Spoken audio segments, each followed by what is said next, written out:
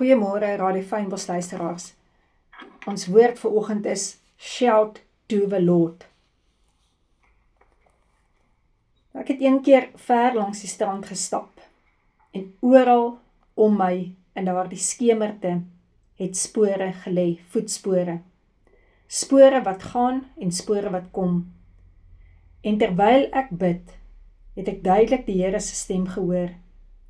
Enjoy wat jy het, wees bly, wees dankbaar, en soos wind gaan lê, het dit kalm in my geraak. Jy sal hoor dat ek baie keer oor die kruis bedien. Kruisiging van Golgotha, die opstanding, en dat Jesus vir ons intree by die regterhand van Vader. Vir my beteken dit, dat net uit die verkondiging van God se woord, gaan Satan, die vyand, gestop word. Vanuit dit wat by die kruis gebeur het, deur Jesus, is Satan en sy magte uitgeklee en uitgelewer. Deur die Heilige Gees in ons, sit ons daardie heerskappy voort.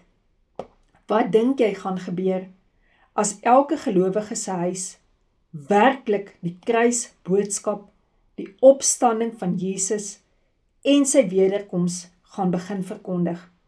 Laat lewende woord jou mure deurdring, dat dit deur jou straat gaan waarin jy bly, en dan sal jy sien dat daardie lig, die duisternis, sal begin verdryf, en sal misleiding begin vlug, leuns en diefstal.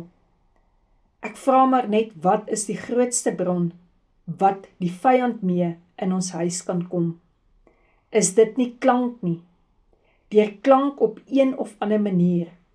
Wat gaan hom stil maak? Watter klank? Miskien die van hulle wat bereid is om op te staan, heen en weer te loop, om God die enigste woord te verkondig.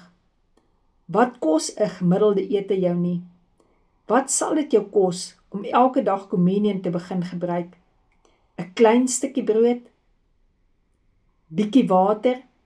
Want dit gaan nie wat jy inneem nie, maar wie jy inneem. Maar weet jy wat gaan dit jou kos? Dit gaan jou tyd kos. Om as jy klaar Bybel gelees en gebid het, daarop hardop verklarings in jou huis te begin maak. Laat die klank daarvan die mure begin breek. Laat die klank daarvan die lig raak wat die duisternis verdryf.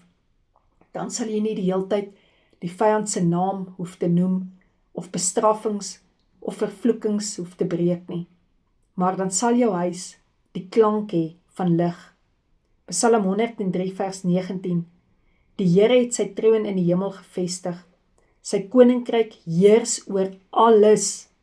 Loof die Here se engele, kragtige helde, wat sy woord volbring, in gehoorsaamheid aan die stem van sy woord. Loof die Here al sy leerskare, sy dienaars wat sy welbehae doen. Loof die Here al sy werke, op al die plekke van sy heerskappy. Loof die Here, o my siel. Verstaan jy nou, as ons hierdie begin uitbasyn, die tema van Shout to the Lord, dat ons daarmee weet, dat die bloed van Jesus Christus vir ons is, wanneer ons bereid is om te doen, waarvoor hierdie bloed gevloei het. Dat Jesus se liggaam vir ons gebreek is, as ons verstaan en daarby bly, hoekom ons deur sy wonde genesing kan kry. Dat ons vandag kom by daardie plek, om te kan glo, dat hierdie woord sê, sy koninkryk heers oor alles, en dat lofprysing die klank in ons huise kan raak, wat die vyand sal verdryf, wat depressie in ons sal begin breek, wat seer kry in ons, sal het begin fokus op wat Jesus vir ons gedoen het.